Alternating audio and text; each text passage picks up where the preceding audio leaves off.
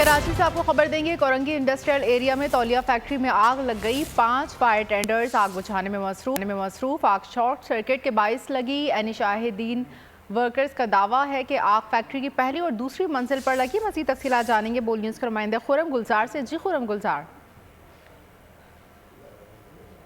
तौलिया फैक्ट्री में एक शॉर्ट सर्किट के बायस जो है वो आग लगी। बताया जा रहा है कि जो इमारत 3 मंजिला इमारत है जिसकी पहली और दूसरी मंजिल पे ये आग लगी है।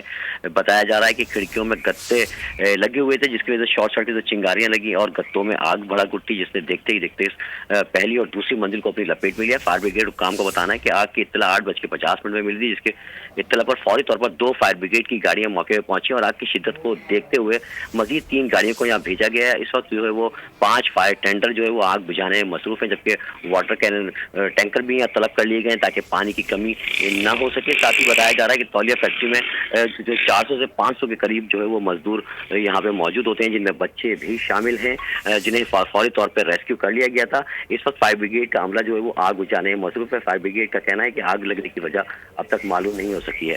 जी बहुत गुलजार।